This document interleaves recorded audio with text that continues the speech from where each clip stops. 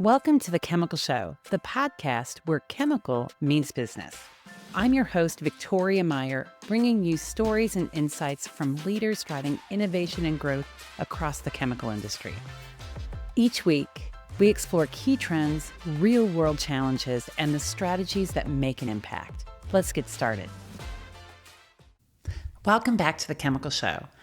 This week, if you're in the U.S., you're celebrating Thanksgiving. And along with food, football, and parades, you're going to be visiting with friends and relatives, having interesting conversations, and perhaps fielding some tough questions. What's the one thing that you should always bring to Thanksgiving dinner? Something to start a great conversation. And that is what today's episode is all about. So I started prepping today's interview with 5 tough questions that you get asked. And in fact, some of those questions may end up on their way onto YouTube Shorts because, I started recording and then decided I didn't like it. So that's the reality of what happens sometimes. But you guys know these questions, which is, do we even need plastics anyway? Or if I can't pronounce it, should I use it or consume it? And this is my favorite. My brother asked me this one recently, or made this statement, in fact, which is, you should invent something to solve that microplastics problem. Sure, there are a lot of great people doing a lot of great things. So I'm framing today's episode as what to take to Thanksgiving dinner. 5 truths shaping chemicals in 2026. Let's talk economy, because this is one that is for sure going to come up. Whether it's, things are so expensive, have you been to the grocery store lately? Have you tried to buy something lately? Et cetera, et cetera. And here's the story. The economy isn't necessarily bad. It's uneven. And depending on where you sit in the industry, you see this. So some industries are cooling, others are steady. When we look across chemicals, it's also that patchwork. And frankly, heading into 2026, nobody's expecting a really great year, but we're expecting a steady year. And so I think that's part of this message, is that the economy is uneven and prices are still high because costs are sticky. So wages, energy, logistics, heck, if you take wages, nobody ever wants their wages to go down, right? Nobody wants that. That all goes into that basket of pricing and economics, right? The reality is prices go up and they don't fall as fast as they used to. In chemicals, we have the benefit of often seeing demand patterns early. And right now, it is certainly a patchwork and not a downturn. Not a great year. Again, let's be honest. Not a great year for many companies. Others, and I've talked to several who are like, hey, we actually are up this year. We're doing good. Through discipline, going back to the playbook where it's like, oh, it's a down year. How do I dust off this playbook and grow, et cetera. So honestly, right now, the economy is a lot like the Thanksgiving table. The table that you'll be sitting at with all your friends and family and relatives and whatever you do. Everyone's having a different experience, but we're all in the same room. So talking point number 2, AI and digital. And guys, AI in 2023, if you go back 2 years ago, and I remember having these conversations like, ooh, I don't want to use AI.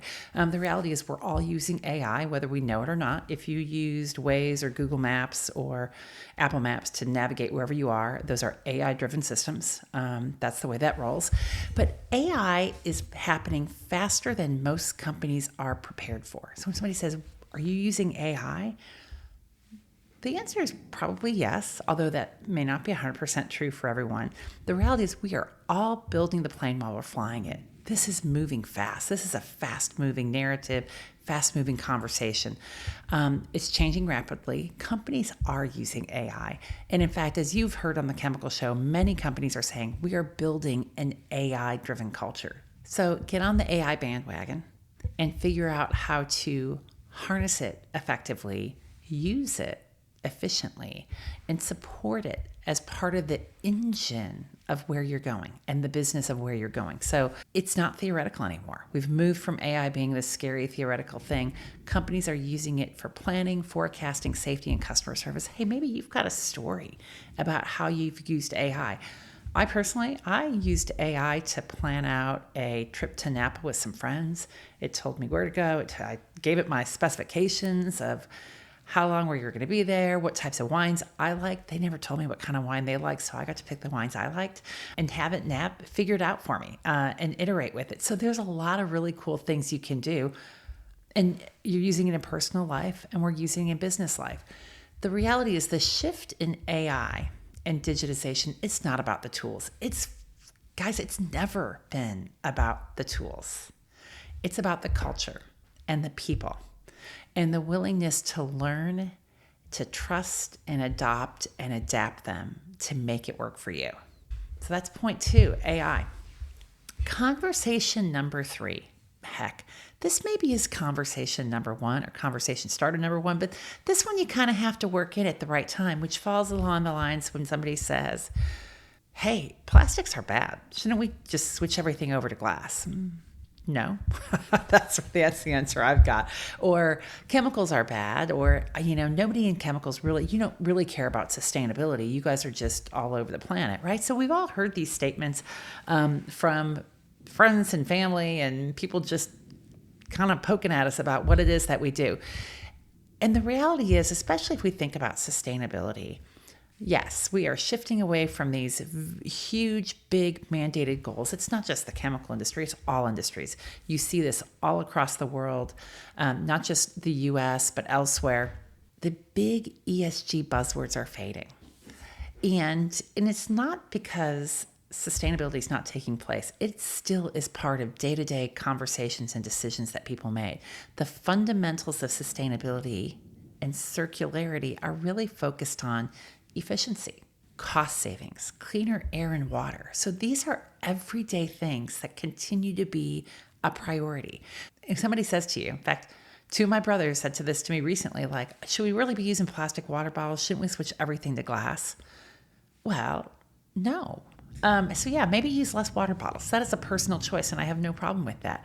But when you think about the benefits of plastic around lightweighting and efficiency and fuel efficiency and all kinds of other aspects of it, it's actually a great conversation starter. So don't run away from shouldn't we get rid of plastics, and embrace it and talk about all the ways that it's being used today in everyday life for benefit.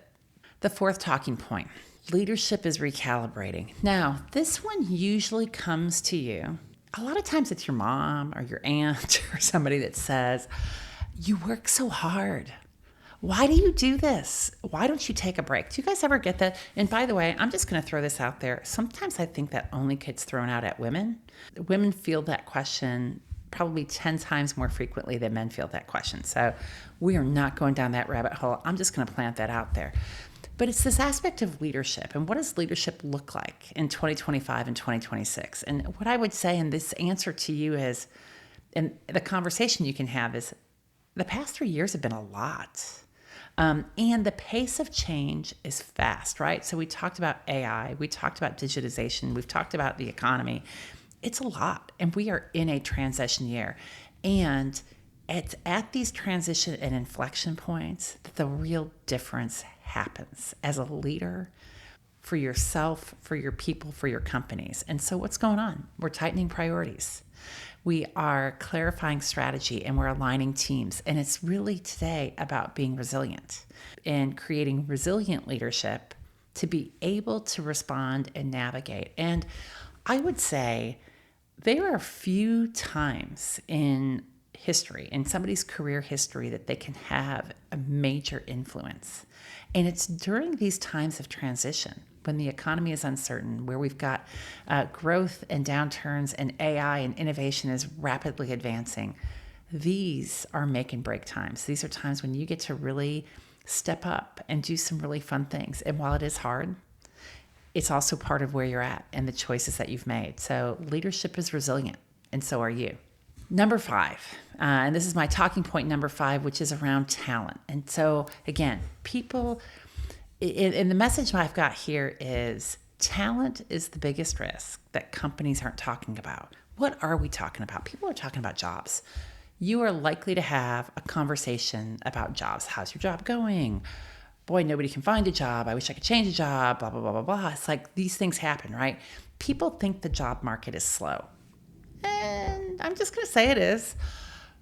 But it's also that it's selective, There is an abundance of jobs available, but companies want the right people with the right matching skills and mindset to fit that.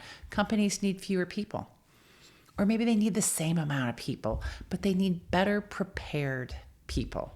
And the biggest talent risk today is around capability gaps.